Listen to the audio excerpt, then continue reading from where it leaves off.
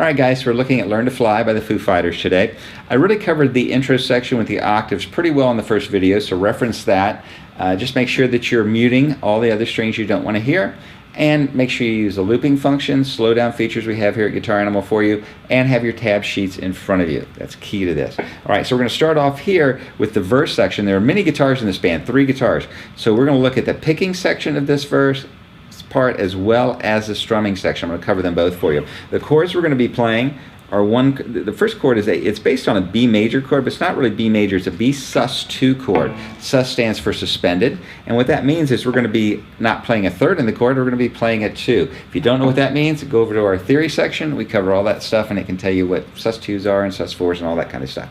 So what we're going to do here today is we're going to be barring the 2nd fret of the first 5 strings, muting out the 6th string with our fingertip just touching it, and the only other thing I have to hold is going to be the middle 2 strings at the 4th fret with my ring finger and my little finger. Now what I did on my sound, I had a pretty loud distorted sound.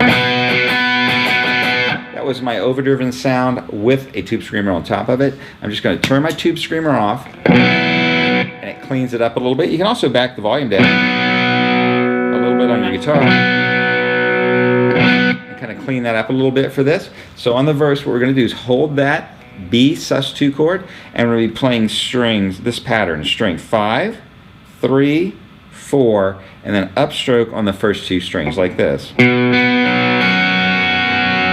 them all ring. So again, that's 5, 3, 4, upstroke on the first 2 strings. Same exact pattern, but we're going to change this chord. It's a weird chord. We're going to F sharp minor add 11. What the heck is that? All that means is we're going to take the 2 fingers that are holding the middle 2 strings at the 4th fret, move those over to the 4th and 5th strings. Index finger jumps over and plays the 3rd string 2nd fret, and the first 2 strings are now open. String pattern is going to be exactly the same. 5, 3, 4, 1, and 2. So the change will be the B to the F. And then we go to a regular E major chord, 1st fret on the 3rd string, 2nd fret on the 4th and 5th strings, and the pattern's going to be a little bit different. We're going to play string 6, 3, 5, first 2 strings. And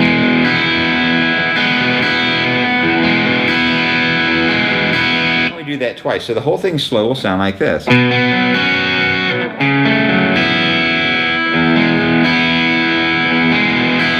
And repeating.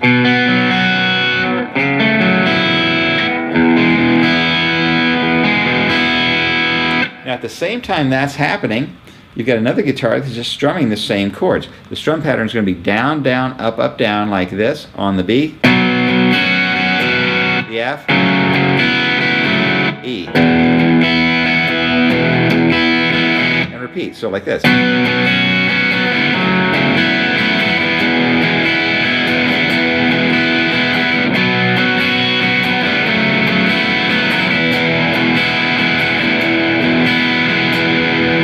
Again, that strum pattern is down, down, up, down. Make sure you look at your tab sheets here. This would be a great place to stop and start doing some looping.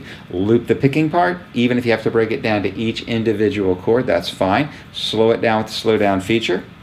It's really going to be a big help, and have your tab sheets in front of you as always. Next up is going to be the chorus.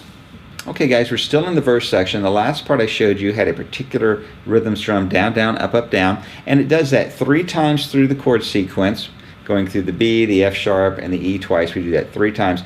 On the 4th time, we're going to play it a little bit different. Starts out the same, but when we get to the E, we change it to a straight 8th note strum, which is 1 and 2 and 3 and 4 and, or down, up, down, up, down, up, down, up. So I'm going to play that 4th section for you. It goes like this, starting with the B.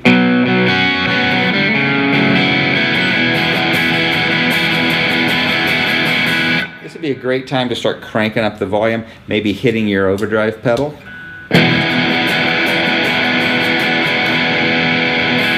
Bring us up to the heavy chorus tone. We use the same tone that we did for the intro for the heavy chorus. It's going to be the same chord change and really the same kind of a strum pattern, but it's going to sound a lot heavier because now we've added a lot more gain. So for the chorus, it's going to be...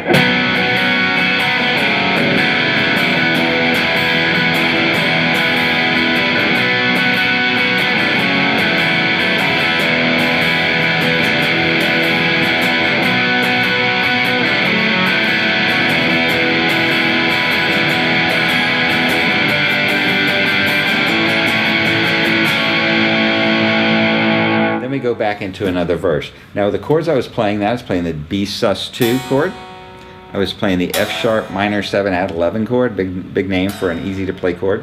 Playing the E chord, and I did that 3 times through that sequence, and then getting out of it, I played a G chord, which was just the 3rd fret on the 1st, 2nd, and 6th strings, 2nd fret on the 5th string, and just an 8th note pattern, down, up, down, up, down, up, down, up, so 1 and 2 and 3 and 4 and then to an A chord, which is the 2nd fret of the 2nd, 3rd, and 4th strings, open 5th string, same pattern, 1 and 2 and 3 and 4 and then we're going to go back into the